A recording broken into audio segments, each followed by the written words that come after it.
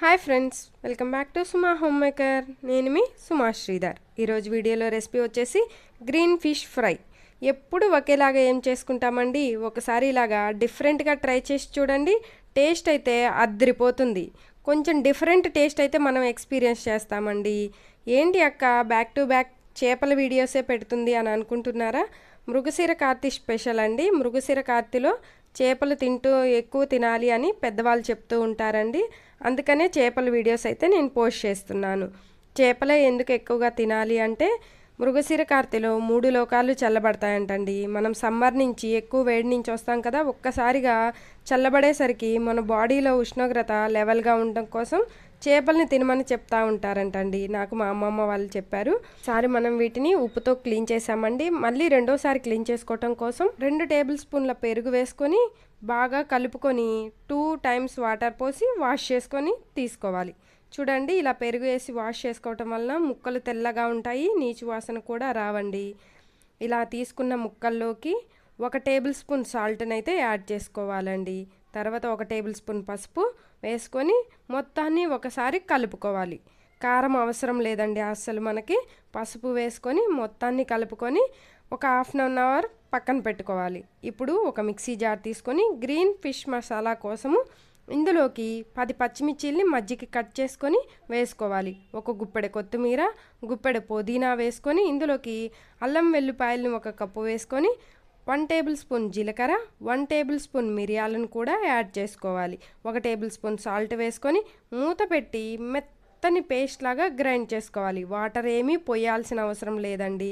ఇలా గ్రైండ్ చేసుకున్న దాన్ని అంతటిని ఒక ప్లేట్లోకి వేసుకొని ప్లేట్కి మొత్తాన్ని స్ప్రెడ్ చేసుకోవాలి. ఇలా స్ప్రెడ్ చేసుకున్న ఈ మసాలాలోకి మనం హాఫ్ లెమన్ అయితే యాడ్ చేసుకోవాలి. లెమన్ వేసుకోవటం వలన చేపల టేస్ట్ అనేది వేరే లెవెల్లో ఉంటుందండి. ఇప్పుడు ఈ లెమన్ని మొత్తాన్ని ఈ గ్రీన్ మసాలాలోకి పిండి మొత్తాన్ని ఒకసారి కలుపుకొని మనం ఇప్పుడు ముందుగా మ్యాగ్నేట్ చేసి పెట్టుకున్న చేప ముక్కల్ని మొత్తాన్ని ఒకదాని తర్వాత ఒకదాన్ని యాడ్ చేసుకుంటూ ఈ గ్రీన్ మసాలాని మొత్తాన్ని ముక్కలకు పట్టించాలి. ఇలా ముక్కలకి మసాలాని 2 వైపులా బాగా పట్టించాలండి.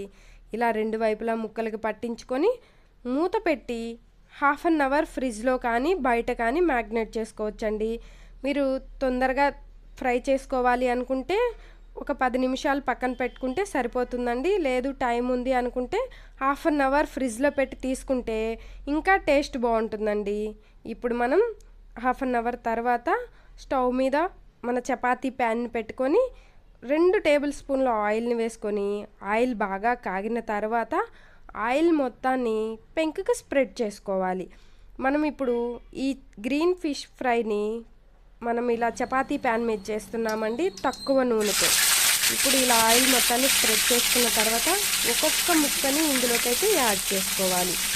ఒక్కొక్క ముక్కని మొత్తాన్ని 4 ముక్కలు అయితే మనకి ప్యాన్ నిండా సరిపోతాయండి. 4 ముక్కల్ని యాడ్ చేసుకొని వీటిని స్టవ్ని మీడియం ఫ్లేమ్లో ఉంచి 2 వైపులా కాల్చుకోవాలండి. చేపల్ని మనం తక్కువ ఆయిల్తో చేస్తున్నాం కాబట్టి స్టవ్ని మీడియం ఫ్లేమ్లోనే ఉంచుకోవాలి. అప్పుడు మనకి ఫిష్ మసాలా అనేది ఫిష్ లోపల వరకు వెళ్ళి ఫిష్ అనేది మంచి టేస్ట్ ఉంటుంది, ముక్కలు అనేవి. ఇప్పుడు ఒక వైపు కాలిన తర్వాత ఇంకో వైపుకి తిప్పుకోవాలి అన్నిటిని. ఇలా మనం వీటిని ఆయిల్లో బాగా ఫ్రై అయ్యేంత వరకు 2 సైడ్లు తిప్పుకుంటూ కాల్చుకోవాలి. చూసారా, బాగా ఫ్రై అయిపోయాయి కదా. ఇప్పుడు వీటిని మనం ఒక్కొక్క దాన్ని ఒక ప్లేట్లోకి తీసుకుందాము.